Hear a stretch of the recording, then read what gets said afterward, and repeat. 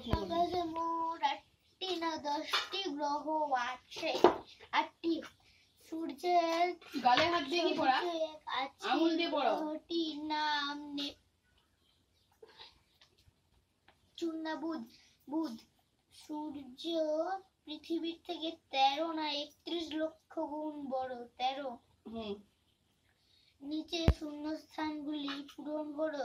সূর্য হলো একটি প্রকাণ্ড ড্যাশ আগুনের গোলা, জ্বলন্ত আগুনের গোলা। সূর্য পৃথিবী ও অন্যান্য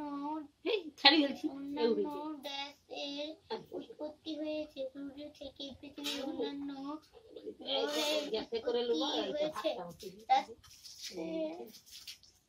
রাতের আকাশে যেসব মিটমিটে আলোক বিন্দু দেখা যায় তাদের বলে তারা বা নক্ষত্র।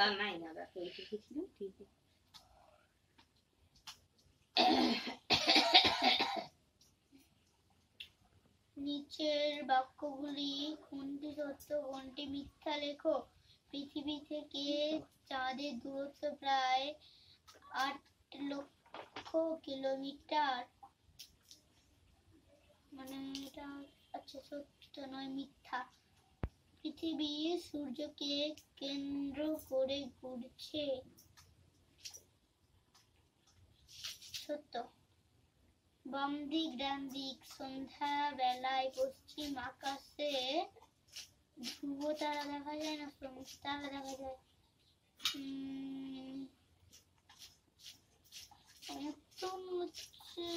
সন্ধ্যা তারা দেখা যায় সন্ধ্যাবেলায় পশ্চিম আকাশে।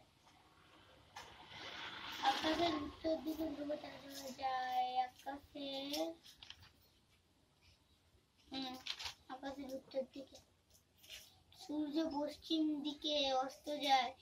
এক কথায় উত্তর দাও। সূর্য কি? সূর্য হলো একটি প্রকাণ্ড গ্যাসীয় আগুনের গোলা। সূর্য থেকে আমরা কি পেয়ে থাকি? সূর্য থেকে আমরা তাপ ও আলো পেয়ে থাকি। সূর্যের সবচেয়ে বড় গ্রহটির নাম কি? সূর্যের সবচেয়ে বড় গ্রহটির নাম বৃহস্পতি। একটি বা দুটি বাক্যের উত্তর দাও। আকাশ কাকে বলে?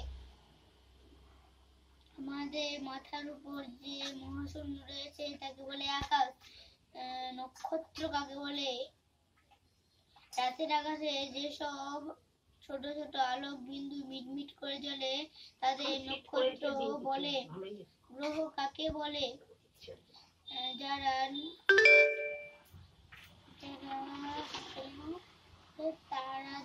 তারা বা গ্রহ কাকে বলে? গ্রহদের নিজস্ব কোনো আলো নেই। যাদের নিজস্ব কোনো আলো নেই।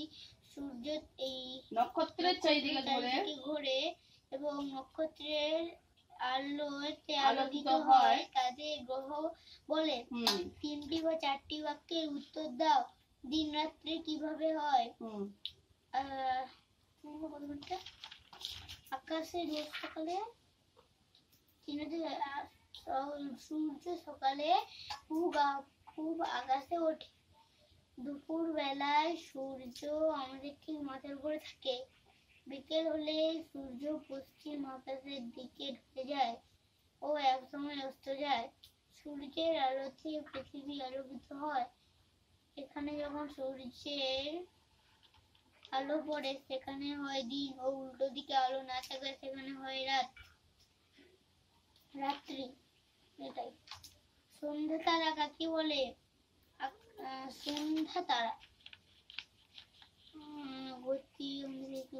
ধ্রুব তারা শুক্র তারা সন্ধ্যা তারা। সন্ধ্যাবেলায় আমরা পশ্চিম আকাশে যে নক্ষত্রটিকে স্থির ভাবে আলো দিতে দেখি তাকে বলে সন্ধ্যা তারা। ধ্রুব তারা কাকে বলে? আমরা আকাশের উত্তর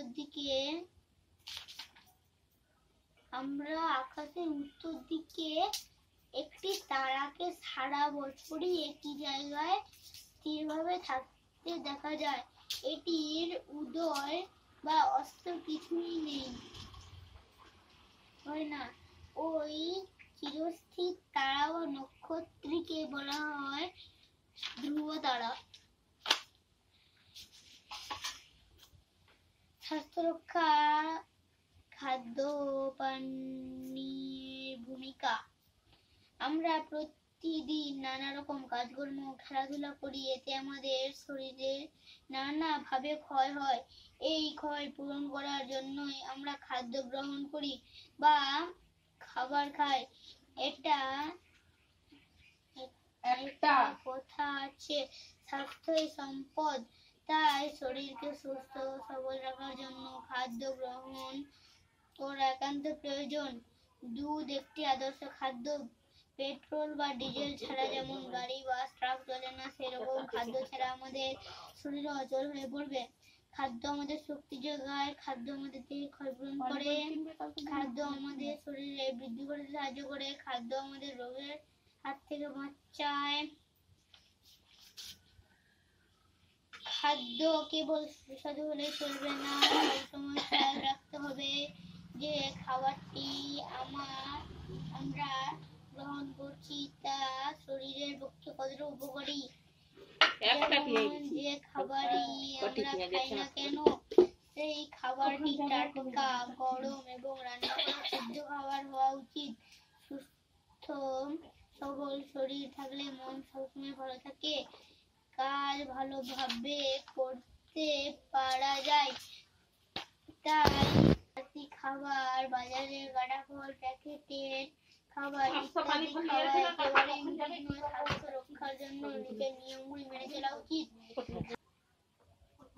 সকাল ও রাতে নিয়ম করে দুবেলা দাঁত মাজা প্রয়োজন, রোজ স্নান করা প্রয়োজন। স্কুল থেকে ফিরে এসে বিকেলে বেলা অবশ্যই খেলাধুলা করা দরকার। খেলাধুলা করলে শরীর ও স্বাস্থ্য ভালো থাকে। বাইরে থেকে ঘুরে এলে হাত পা ধুয়ে ফ্রেশ হওয়া উচিত। হাত পায়ের নখ যেন বড় না হয় সেদিকে নজর রাখতে হবে। রাতে মশারি টাঙিয়ে শোয়া উচিত। শুধু নিজের বাড়ি পরিষ্কার রাখলেই চলবে না, বাড়ির চারপাশটাও যেন পরিষ্কার ও পরিচ্ছন্ন থাকে, সেদিকে লক্ষ্য রাখতে হবে। আমরা প্রতিদিন খাদ্য জল গ্রহণ করে থাকি। খাদ্য পানীয় একবারে গ্রহণ না করলে আমরা এই পৃথিবীতে বেঁচে থাকতে পারতাম না।